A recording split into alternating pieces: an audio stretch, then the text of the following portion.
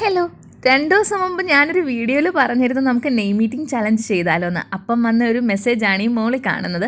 അപ്പം നമ്മൾ ചെയ്യാൻ പോകുന്ന പേര് ശ്രീഹരി എന്നാണ്. എസ്സിന് വേണ്ടിയിട്ട് ഞാനിവിടെ എടുത്തേക്കുന്നത് എന്താണെന്ന് മനസ്സിലായോ? സഫ്രോൺ.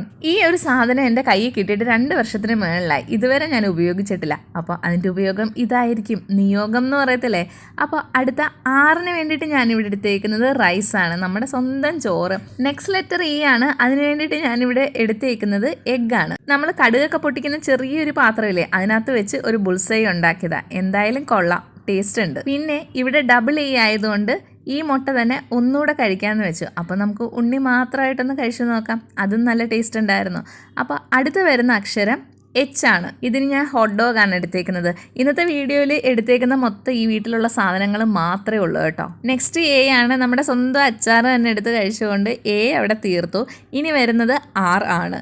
നേരത്തെ 6-ന് നമ്മൾ റൈസ് ആണെങ്കിൽ ഇപ്രാവശ്യം റസ്ക് ആണ് എടുത്തത്. ഇനി ഈ പേരിന് ലാസ്റ്റ് ലെറ്റർ വരുന്ന ഐ ആണ്. ഇവിടെ ഐസ് ക്യൂബ്സ് ഒന്നും ഫ്രിഡ്ജിൽ വെക്കാറില്ല. 2 മക്കളും ചുമയും പനിയൊക്കെ ആയിട്ട് എന്നും നടക്കേണ്ടി വരും. അതുകൊണ്ട് ഐസ് ഞാനൊരു പാത്രത്തിൽ ഇട്ട് വെച്ച് എടുത്തതാണ്. അത് കടിച്ചു പൊട്ടിച്ചിട്ടുണ്ട്. അപ്പോൾ നിങ്ങളുടെ ആരുടെയെങ്കിലും പേര് ഇതുപോലെ നെയിം മീറ്റിംഗ് ചലഞ്ചിൽ ഉൾപ്പെടുത്തണമെങ്കിൽ ഒന്ന് കമൻറ്റ് ചെയ്യുക. അപ്പോൾ വീഡിയോ ഇഷ്ടപ്പെട്ടാൽ നമ്മുടെ ചാനൽ ഒന്ന് സബ്സ്ക്രൈബ് ചെയ്തിട്ട് പോവുക, ലൈക്ക് ചെയ്യുക. ബൈ.